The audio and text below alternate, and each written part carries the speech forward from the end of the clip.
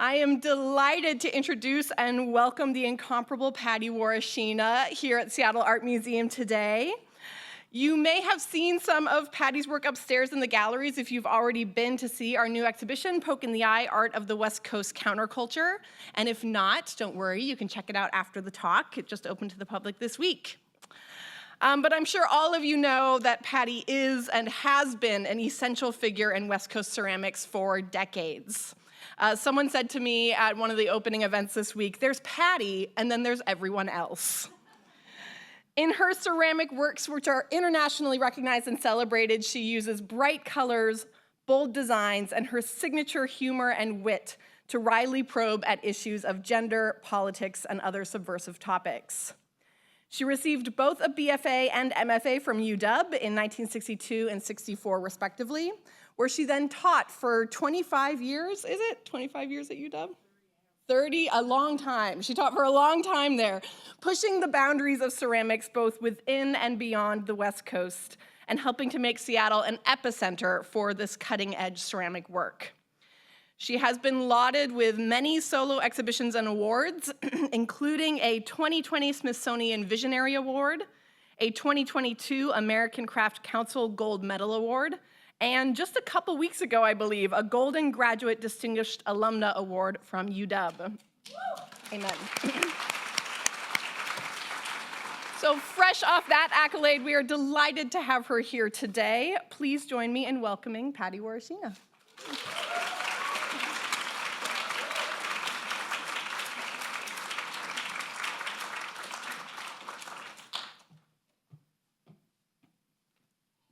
Bribery goes a long ways. I think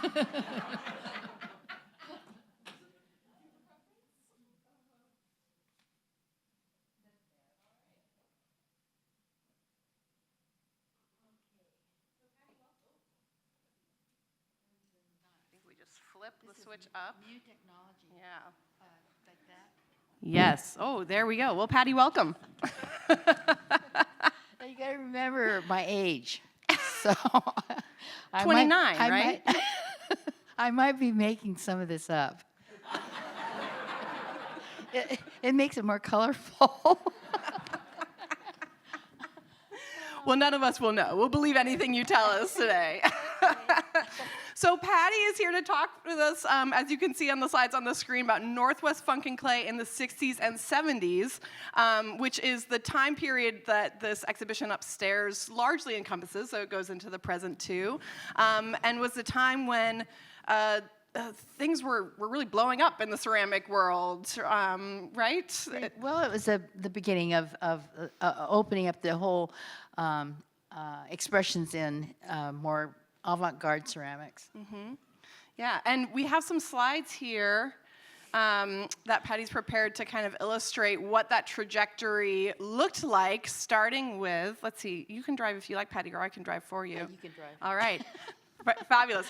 Starting with U.S. ceramics in the 1950s. Yeah. You know, here in the United States, you know, it's a pretty young country, and so our historical treasures that we have from the past, they don't go back that far, except for, like, say, the native Indian beautiful objects that come from their culture. So we have a relatively young aesthetic here in this country. And as far as ceramics is concerned, it was considered a craft or probably still is, because the pottery or the ceramic scene wasn't considered like painting and, say, metal sculpture, which makes me kind of laugh, because when you think about it, you work these figures in clay, and then you cast it in bronze, and then it becomes art. Now that to me, that doesn't make sense. But anyway, so all these years, you know, over the years, you know, clay was always considered, quote, a craft, and really didn't come up to, say, quote, fine arts. And so I'm going to talk about this particular time period around the 50s and 60s and 70s, and this is what the lecture's about. It's not particularly after that point in time. So during the 50s, the clay movement or the ceramic movement in this country was really based around universities and colleges. And because, first of all, you can't just take make a pot and then put it in your fireplace and fire it. You have to have equipment. And you have to have, if you get into making glazes and stuff, you have to know how to mix minerals, and you have to have formulas and all this thing. So it really kind of based itself around university campuses. And the reason I'm showing you these particular pieces here is because the clay movement was very, very popular in utilitarian work, and people from all over the country, used to they had pottery studios, and they would make ceramic, on the wheel, and there was a very the kind of ceramics that got very well known in this country was from Japan, and it was called Mingei pottery, folk art pottery, and some of the people that did this were internationally known. And so what you see up here is on the left, you see Shoji Hamada, who was a very internationally known superstar. And he made ease when you looked at his ware, it was just beautiful, the ease of the way he made it, and also the way he decorated it. But also, when you think about it, it was about the same time about abstract expressionists was happening. So you see the kind of correlation between the way that the decoration was on the surface of these pots and abstract expressionism in New York. On the right-hand side, you see Daniel Rhodes, who was at Alfred in New York. And Alfred University has a very, very infamous ceramic school, internationally known. And one of the very first people that was there was a fellow named Daniel Rhodes. And he wrote this kind of like the Bible for ceramics. And it's called Clay and Glazes for the Potter. And we used to have, if you're a ceramics major in school, you had to learn how to make glazes. You had to use the empirical formula. You had to look at, minerals and weights and grams and blah, blah, blah, blah, blah. And so this particular book that Rhodes had was a kind of like a key to many, many, many of us all over the United States. So I'm showing a piece of a work that, utilitarian work that he did during this time. And it was kind of not saying it's typical, but you can get the feeling of what was happening all around the United States. God, I talk a lot, don't I? No, I love it. I'm hanging on every word. But then some new folks started introducing things. I'm loving this photo of, look how baby-faced Rudy Audio is in the middle there. Yeah. I can't believe it. Did you know Rudy? I didn't know He's Rudy. a really cool guy. Yeah. Anyway, this is a very, very famous photograph. And it's the Archie Bray Foundation in Helena, Montana. And it used to be an old brick factory. And Archie Bray, eventually it went out of business, but Archie Bray kind of invited Voulkos, Peter Voulkos, who's the fellow right next to Shoji Hamada on the right-hand side, and to come and work and do his experimental ceramic worker. And at that time, I think he was making pottery. And they had a 2-day workshop, I believe, at this point in time. And they invited these Yanagi, who was also from Japan, and Bernard Leach from England, who is a potter, and Rudy Audio sitting next to him right in the middle. And Rudy was taught at the University of Montana for years, and he's an incredible artist. And Peter Voulkos was his big buddy. They were really good friends. And then on the far right, you see Shoji Hamada, who is an international ceramic. Everywhere you went, everybody knew him. So during this particular time, they brought all these international, quote, superstars in ceramics together, and they all worked differently, but they had very mutual respect for you, even though, Hamada was a Mingei potter. Voulkos, definitely would respect his work because he also made pottery and he knows how difficult it is to make a beautiful pot. And Rudy too. And Bernard Leach also was a potter from England. So all these international stars kind of got together and had total communion together. And so this photograph I always think as being very, very important in ceramic history. And so the next slide would be, Peter Voulkos being a potter at the Archie Bray Foundation. I think he went back east and was doing a workshop, I think, back in near New York. And of course, at this time was abstract expressionism painting in New York. And then he finally came back, and he came back to Southern California, where he taught down, I think it's Southern California near LA somewhere. And he built these incredible pieces. I mean, nobody's ever seen work like this before, and the stature and the mass of it is pretty amazing. Even now when you look at it, and they had this kind of very masculine kind of macho kind of feeling to the work. Well, Peter Voulkos, you can just look at him and you can tell, he attracted a lot of followers and during this particular time, it was a very male-oriented time. And so I remember one time I went down to Berkeley and Marvin Lepofsky, who was a glassblower, said, "Hey, Pat, I'll take you over to Pete's." Okay. So we went over to Pete's office, which was a barrack, as I recall, and we walked in, and of course he's holding court, and Pete's sitting at the desk, and it says, come on in, and he says, you want a drink? And he pulls out this drawer, and it's got liquor, and there's like 4 guys sitting there on the side of the wall. He had this entourage of people, of followers that adored him, and for good reason. He was a very powerful, charismatic person. The boys' club. Huh? Very boys' club. That time was very heavy-duty men. Yeah. Well, and you referenced to the visual connection to abstract expressionism as well, and I mean you can see in Voulkos's work too that kind of gestural design, but the macho-ness of abstract expressionism and that narrative certainly carried over into Voulkos' work and his followers too. Yeah.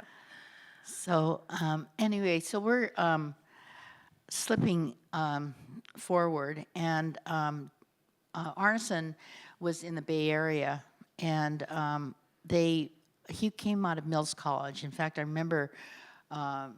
I think it was, can't remember the fellow. I was thinking about going to Mills College because he was putting out a lot of incredible students at that time. But anyway, Arneson came out of Mills, and he ended up at Davis, the State College, University College Davis.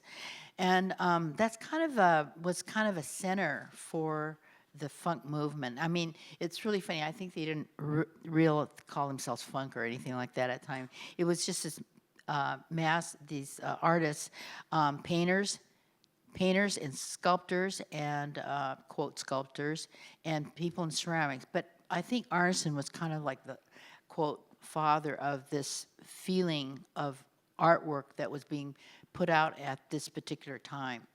And so I'm going to focus not on the other areas like painting and metal sculpture, but I'm going to focus on the ceramic area just to keep the time frame down, because Arneson was like quote the father, I think, of the ceramic movement.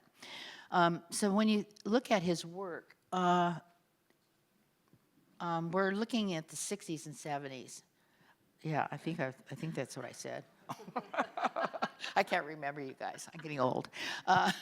But so you can see there that this is a total reaction against the abstract expressionist movement in New York, what was happening in New York. But also pop art was starting to come come forward. And but you can see that there's a certain kind of feeling to this work. There's when you look at this work, it's kind of I feel like it's kind of slightly loosely made, kind of expressionistic, but also now this pop art kind of feeling of using common objects, not really found in most fine art. Kind of weird stuff, like you look at a pop bottle and it's kind of grossly made, and then you look at the toaster and it's also very, very loose. And I remember somebody talking to me one time who I totally respect, and he says, I really don't like that work of Arneson's because it's not, tight, it doesn't, it's too funky. He didn't say funky. And, the thing is, he failed to realize that, when you think of the time period that this is being made, it's between this abstract expressionist period. So, of course, it's going to be probably slightly loose. Now, one thing that you see, too, is that he's using common, ordinary objects that normally wouldn't be used, say, in fine arts. You wouldn't see this in a, quote, fine art painting.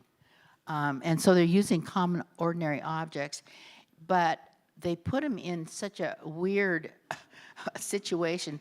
I think we should go back to that one. That one, the toaster, you notice there's this hand coming out of it, and it looks probably burning. But if you look closely, right under that hand, do you see that little red button? That's got a Nazi symbol on it.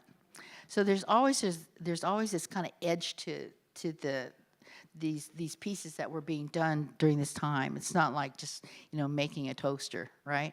Okay, so we'll go on to the next slide, and you'll see I here. got excited jumping ahead to talk about works that you wouldn't expect to see in a gallery, right? And when you go upstairs, you'll see another toilet. So, Right. Yeah, I got excited. So this whole feeling down in the Bay Area that was happening, they were using subject matter that people never used before. And very sexual piece of imagery. This one's called Call Me Lover. And I don't want to talk to it about describe it. You all can see. We're all Yeah, adults right. here, yes.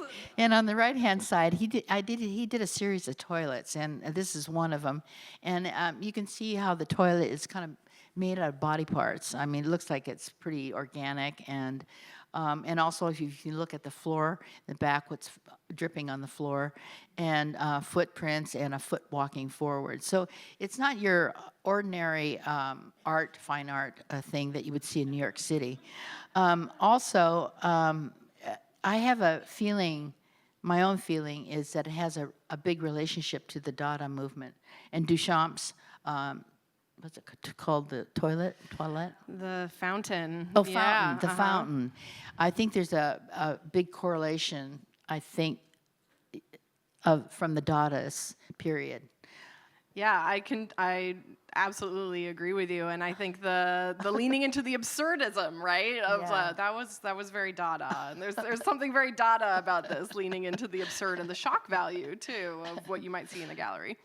So what you're looking at now is not your ordinary New York fine arts gallery kind of work. Okay. This is a piece that Arneson did. It's called Smorgy Bob, and he used a lot of some of the imagery that he used incorporated items of food, and this is kind of a big piece that he did concerning food. And then I'm incorporating this work of Marilyn Levine because she was very important at this time, and I don't think she was at Berkeley. I think she was in Voulkos' studio in Berkeley, and I always respected her work. These are all clay, and she made not just these pieces, but lots of leather jackets and shoes and briefcases. They were all leather, and pretty amazing work. So I don't see her too much with the funk. People miss out on a lot of things, Okay. Yeah, we're all missing out, I think. And then the next slide would be David Guhuli. And I tried to find work that was during this particular time frame, the 70s. He was very, very well known for his use of animals.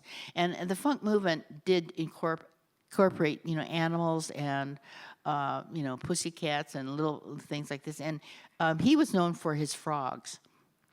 And so what you see here is fried eggs, bacon, and frogs. And the other stack, other piece it's David underneath this whole stack of frog sandwiches, and on top, of course, a moose. Why not? Of course. Right. That's how I always serve my frog sandwiches. Yes.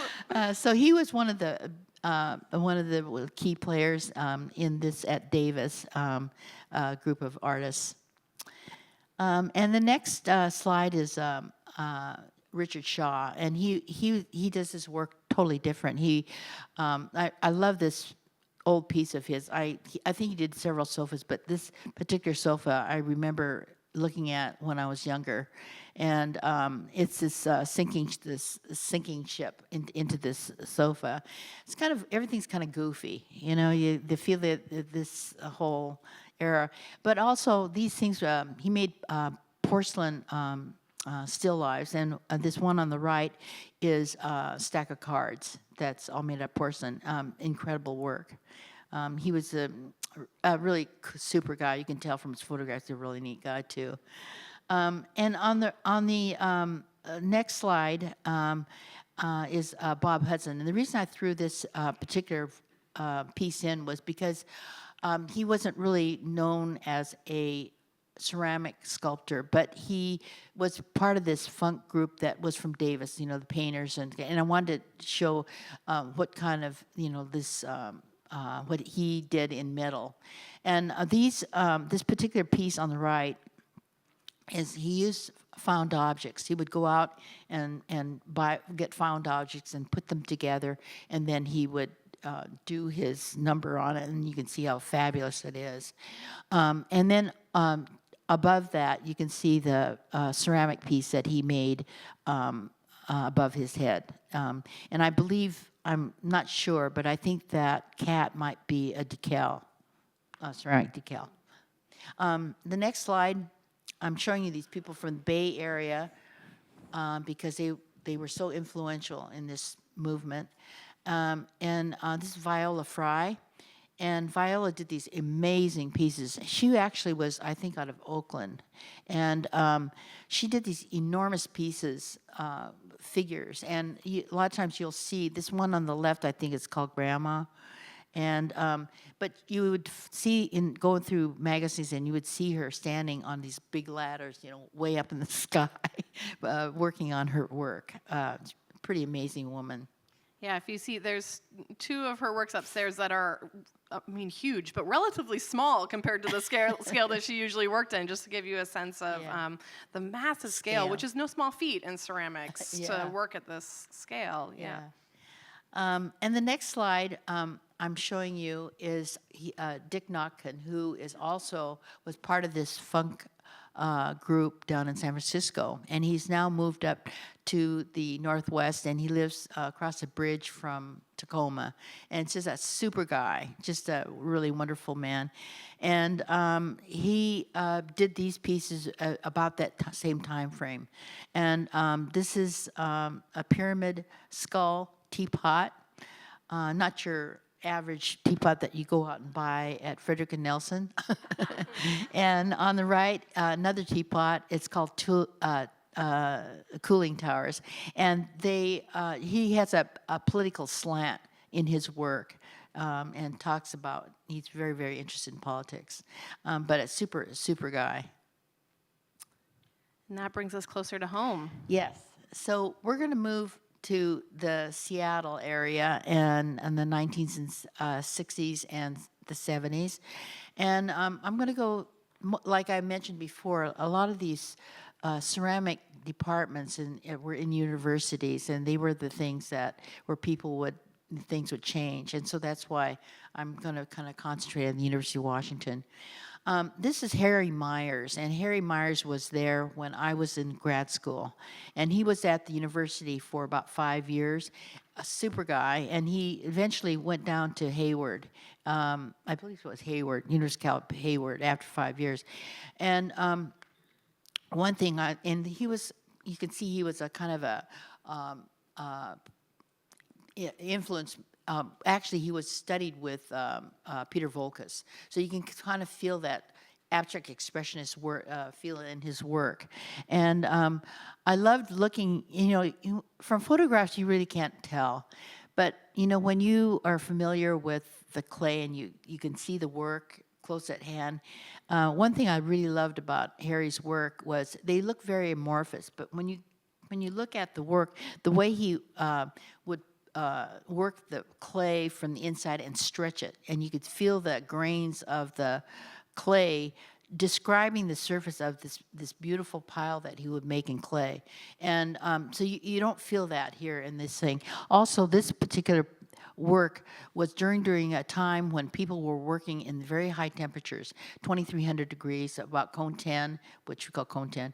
And so the surface and the clay bodies are very dark, generally, brown, black, all that kind of, and you could get various cream colors and stuff like that, but nothing these bright colors. So the time that frame of this particular work really affected the way you also approach your surface of your pieces.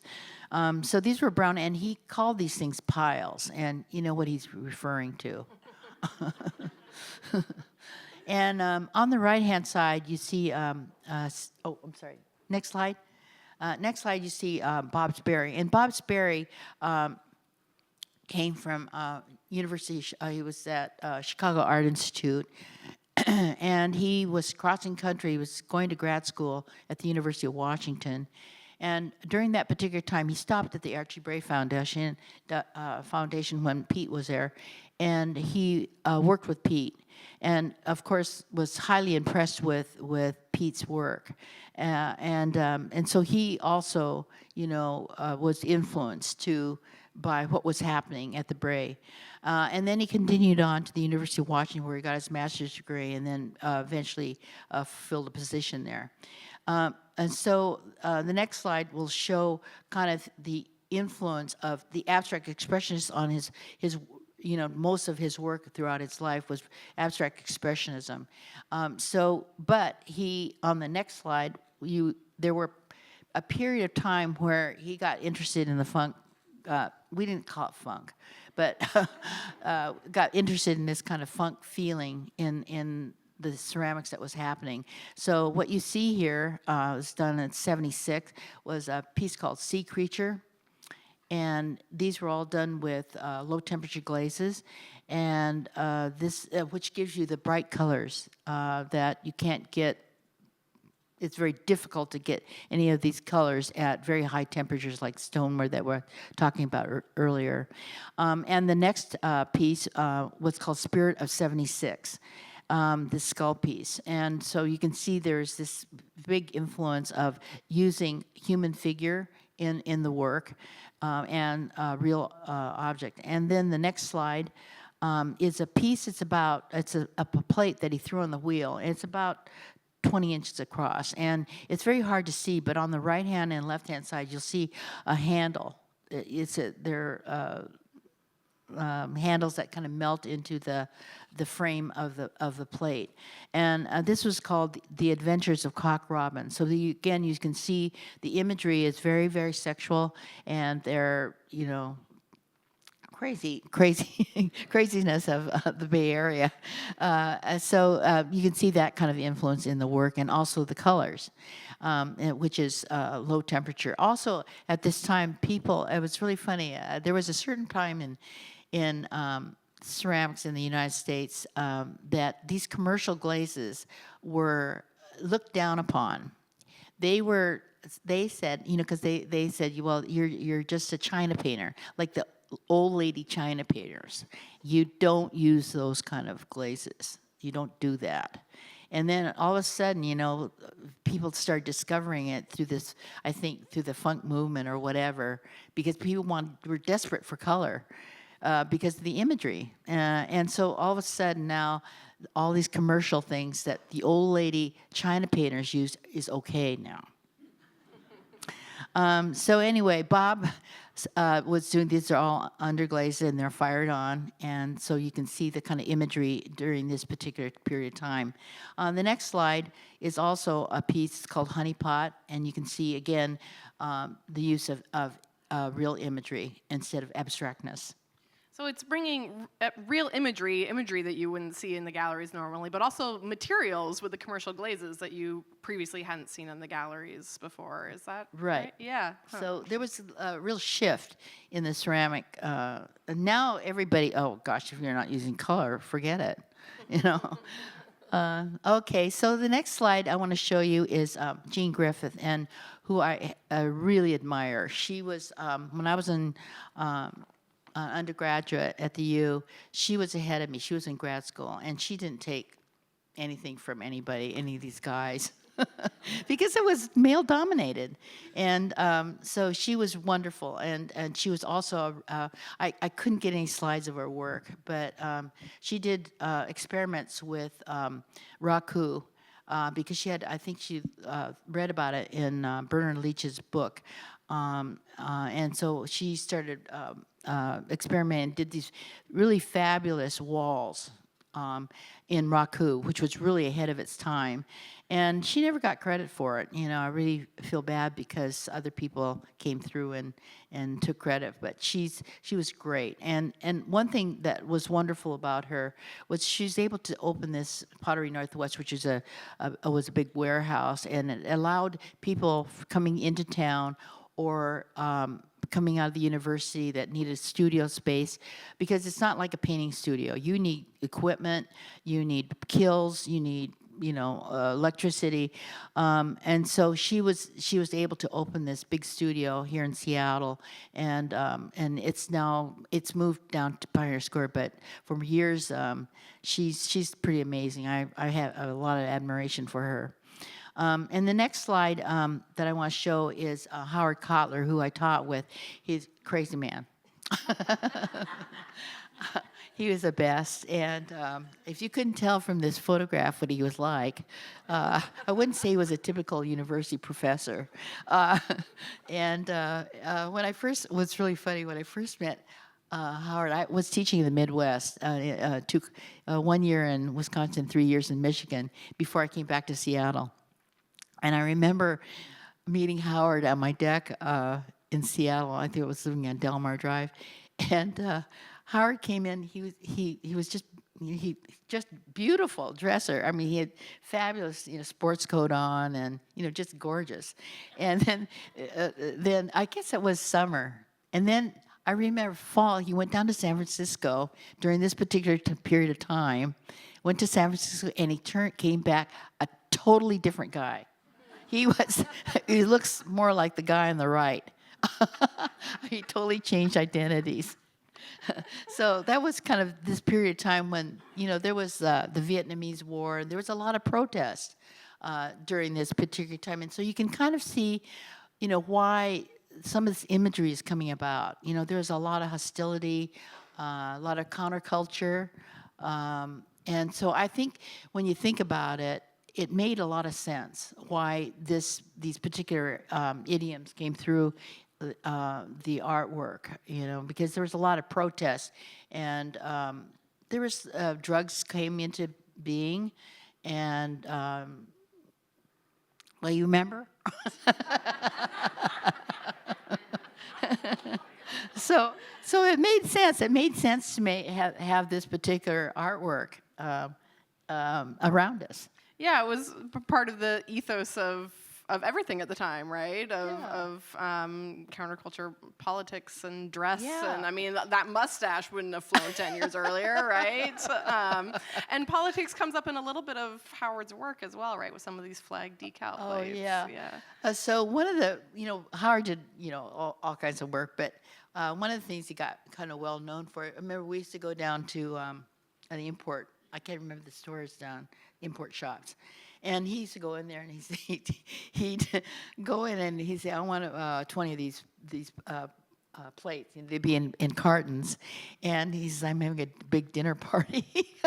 He'd lead these saleswomen on and on and on. He was always joking around.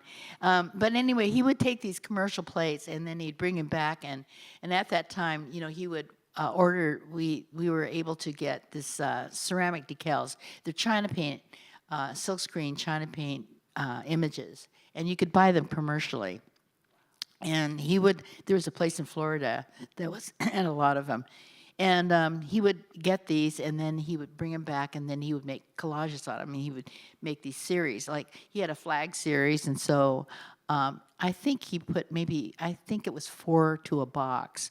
He had these fabulous plexiglass boxes made for him, and he would put each plate into a leather envelope that was beautifully made. Howard was really into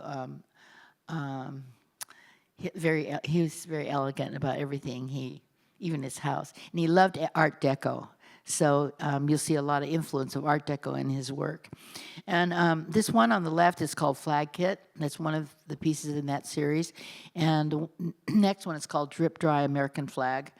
And then American Gothic on the right is another series, and it's called Lookalikes. And being gay, you can see, the influence. I think, Howard. Forgive me if I'm wrong. I'll see you later. And then on the next slide, we'll show his fabulous work. He was, and you know his work. He's incredible, and he used the ceramic decals, Paisley. I think there's some kind of significance to that. I'm not sure. I'm reading into it.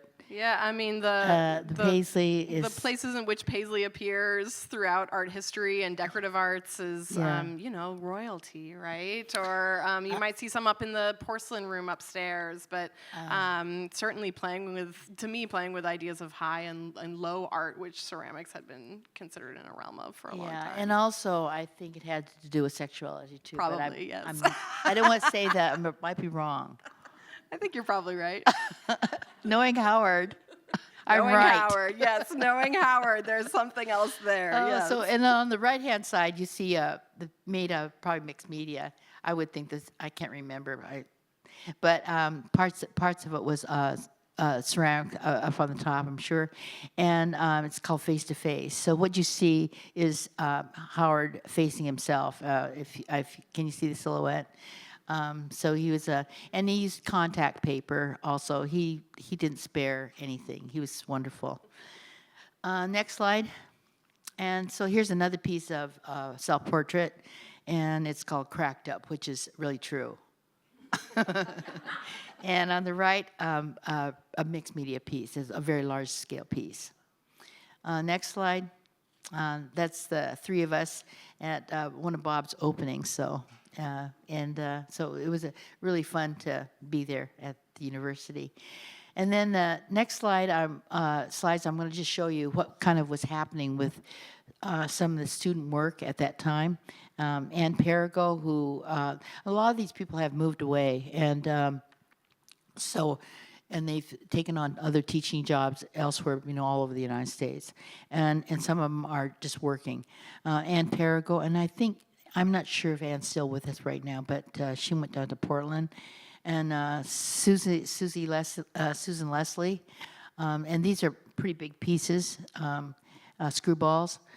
And Nancy Carmen, who lives back, not in New York, but outside New York somewhere. And then, let's see, Kurt, I guess the next slide will show you Kurt Heffron. And Kurt moved, I think, down to California.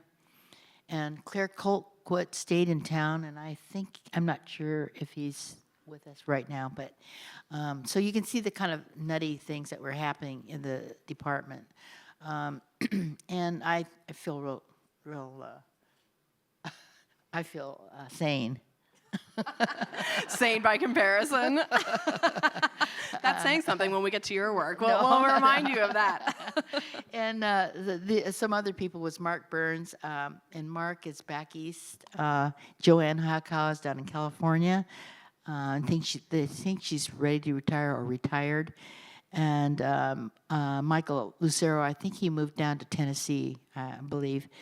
And the next slide shows Sue Whitmore, who was teaching down in California. I think she was teaching at Chico for a while. I think she's also retired. And then we'll go on to the next slide, and I'm going to show my work. And this is John Wood, who put that sign there. And he knows me too well. And so the next slide, I'm going to take you all the way back to when I was in school. And this is during the 60s. I did a lot of throwing. I loved throwing. In fact, I got into just by accident. I was taking an elective at the university, trying to be a lab tech or dental hygienist. And I just took this drawing class from John Constantine, Dow Constantine's father, who was a master's degree painter. And I'd go into this drawing class, and I loved it. I just loved it. And so finally, I just took another class and another art class, and finally the advisor says, "Pat, face it, switch." So when I took my first clay class, I fell in love with it. Just the material, it was just hypnotic, and I didn't want to leave. Sometimes I shouldn't say this, but on the quad, there's these windows. And I used to leave one open where you could leave it open, and I could go on the locker and then jump down and close the door. I'm sure they have them locked now. And I'd run off, and because you weren't supposed to go into the building as an undergrad, after 11 o'clock, you're supposed to be out of there, and on weekends, you couldn't get in there. So, I had this thing. I just loved this clay. And so, anyway, that was how passionate it was for me. And I learned how to, the thing that drew me in most was learning how to throw. I wanted to conquer that wheel. And I did. I did a fairly good job. And so these constructions that I did now was, Bob told us to experiment. He was always pushing us to, don't just do the same thing over and over. Just really push your work, push your ideas. And so that came from the Voulkos tradition. And so we were always experimenting. And so these pieces are section pieces. They're fired in parts, and probably 3 or 4 sections in this, and it's about 4 feet. And then a life-size chair on the right, a ceramic chair, and I think that's stoneware, as I recall. And so this is kind of the experimental stage early in working in clay. And then the next pieces are a little later. These are still stoneware. I hadn't discovered this low temperature bright glazes yet.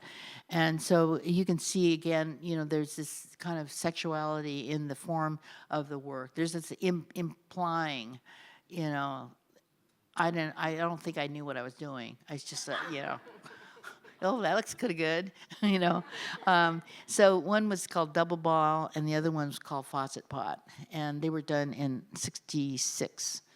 And after this particular point in time, I found I was getting frustrated, and so I did the next set of work, which was 1967.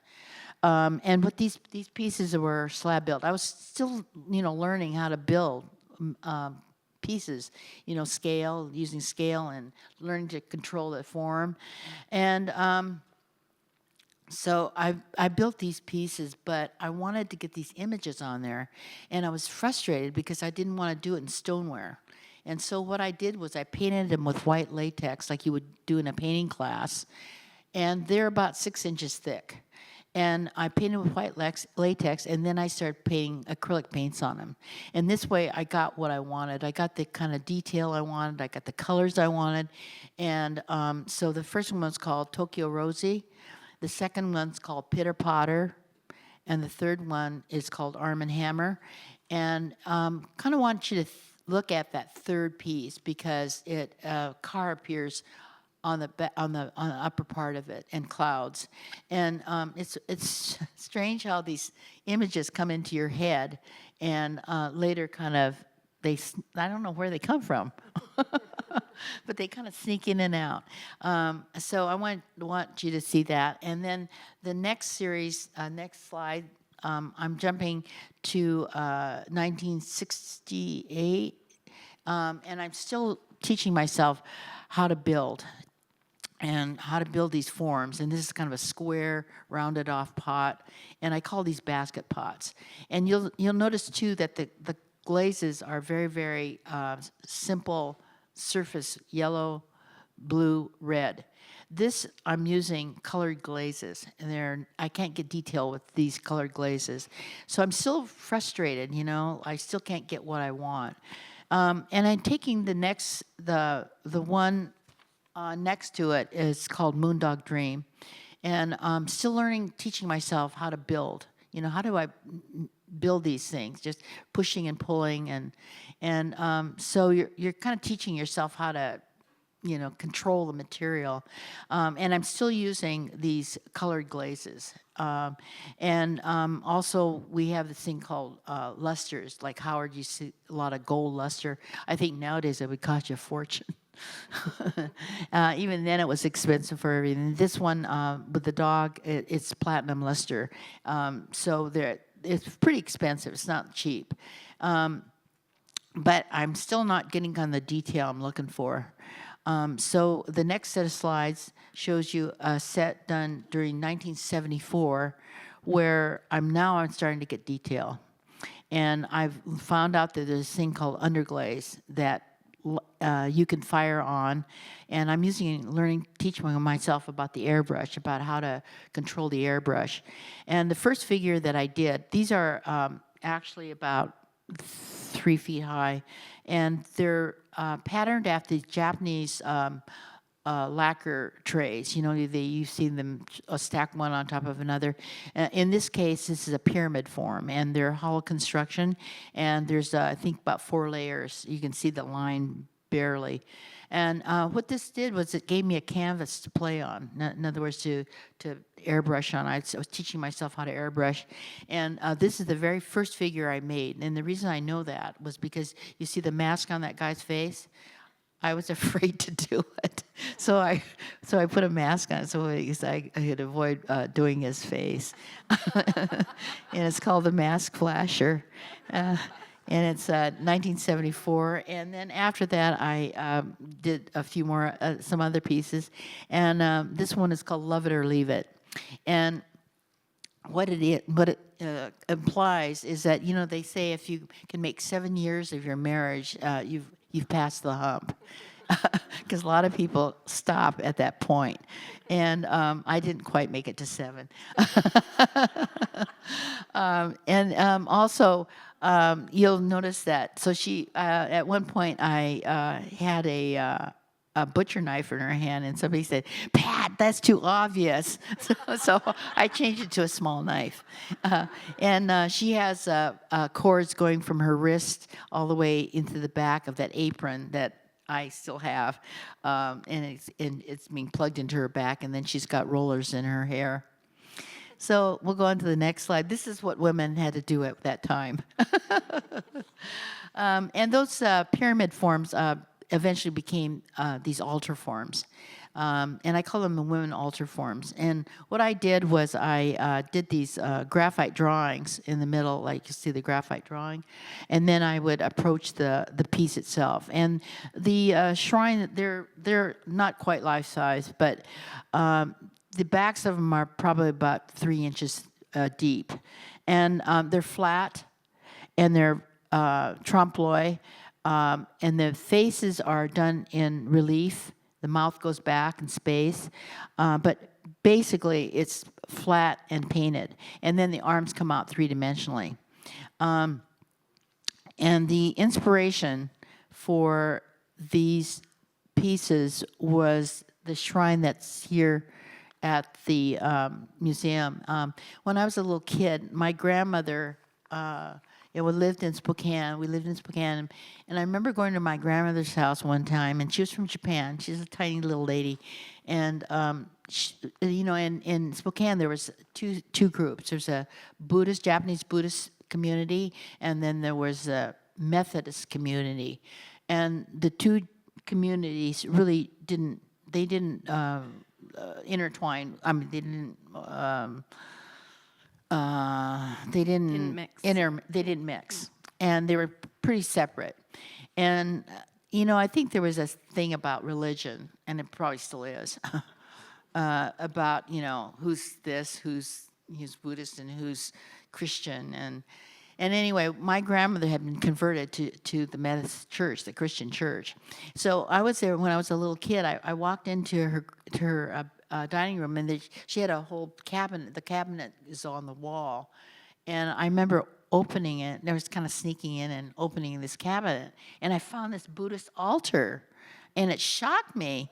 I mean, I didn't even tell her that I saw it because I thought it would embarrass her. And so that image always stuck in my mind, about that Buddhist altar. Now I have Buddhist altars all over my house. But it was a shocking experience for a little kid to know that my grandmother had this Buddhist altar, being a Christian person. So anyway, this memory kind of flashed back on me, and that's how these altars started. And so I took off on that, and these are women altar series, and one's called Beating the Housewife Blues, and the middle one is the graphite drawing. Did the graphite drawings first, and in this particular drawing, she has a gun in her obi, and I thought that was a little too obvious, so I thought I better, you captured my heart. I made into a heart with arrows in it. There's a trend here of taking the most violent things out of the work because they're too obvious, but I like knowing they're there. And then we're kind of moving along, and this is 1971, and when I was at when I was in school, guys used to always talk about building kilns and BTUs and burners and blah blah blah, and women really were not incorporated in these conversations. And so I don't know, it wasn't conscious, but I think the reason I did these was because I was going to make my version of ceramic kilns, and so this was kind of my way of dealing with this angst. And so this one on the left is called Bone China Kiln, and it's got flames coming out of it. And I'm using found object. I went to the ceramic hobby shop, and bought this clock face and put it in the front.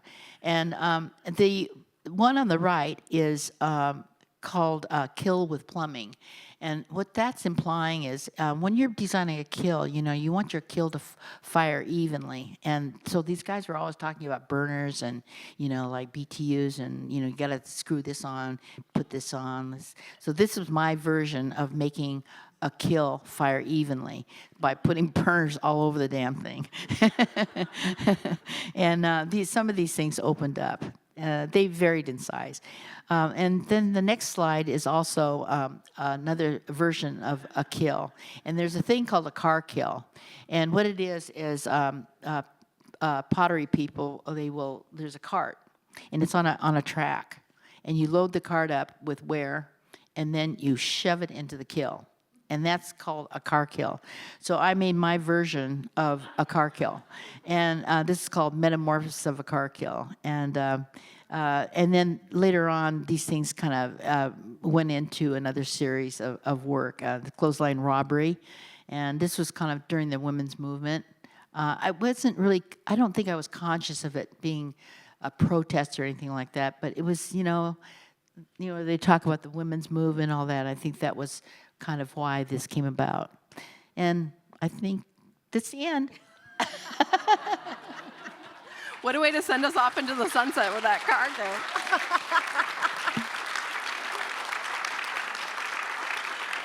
Well, Patti, thank you so much. I have a question, if I may, and then I may invite a couple questions from the audience if everyone has the stamina. I mean, it's interesting to hear you say that you weren't thinking about this as protest work, but so much of it, to me, seems really explicitly about a woman's experience in kind of male environments, the domestic experience, or working in building the kiln, for example, and how was this work received in kind of the boys at the time, the kind of boys club of the ceramic world? How was this work received? What did people think of? I don't think I realized it. I don't think they realized what I was. And it wasn't. Like a lot of these ideas, you have an idea and you can see it in your head, and so you put it out, and then you don't. Then you think about, well, why did I do that? So it's not like intentional. Sometimes it's not intentional. It just comes out. And so I wasn't, I don't mean to be negative, but it's just a... It's just what came out. Yeah. Yeah, I love that. We have time for a couple audience questions, I believe, if there are any burning questions that you want to ask. I see a question down here, yes. Upstairs. Would that be fired in one piece or No. Sections. The question for those who couldn't hear was about the Viola Fry grandmother piece upstairs, whether that was fired in one piece or sections. That one is in 3 sections. The one next to it is in 13, I believe. Very complex works that are assembled like jigsaw puzzles, really. Yeah. Whenever you're working in ceramics, you really have to deal with the size of your kiln and the interior. So when you design things, sometimes what I would do is I build a model, and then I figure out, where, like if I'm building a large figure, I'll build a model, and then what I'll do, I'll figure out where the logical place is to cut it. Like, say, just below the skirt line, so that the line is right, doesn't interfere with the composition, or maybe at the waist. But you got to figure out, is that going to fit in the kiln? So everything is, it's crazy. I would work in the material. One work upstairs where you can really see how it's assembled in pieces is the Robert Arneson pool with splash. We should have one of those gumball guessing games where if you can guess how many pieces that's in, you win a prize. I want to hear all of your guesses by the end of the show. Any other burning questions? Yes, right in the front. do you have your own kiln? I mean, at your home, do you Yes. from there always? Yeah.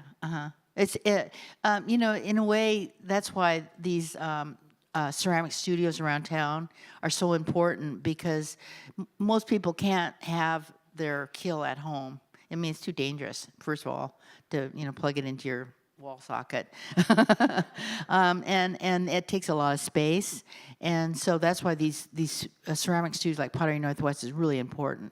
For people that are getting out of school or they want to continue working, so it's important to keep these places alive.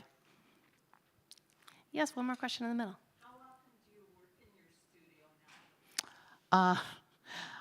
All the time. I mean, I think of it as like going to a job. It's, I get up in the morning, I eat my breakfast, and I do what I have to do in the office, and then I just go off to my studio whenever I can get in there. And clay's one of those things that you can't let go. You have to be there all the time because it dries out. And I have stuff that's drying out now. I'm kind of worried about it. So it's a very demanding kind of media. I think that's a good note to end on. We'll let Patti get back to her drying out things. She's worried about. Patti, thank you so much. Thank you all for joining us. Please enjoy the show upstairs.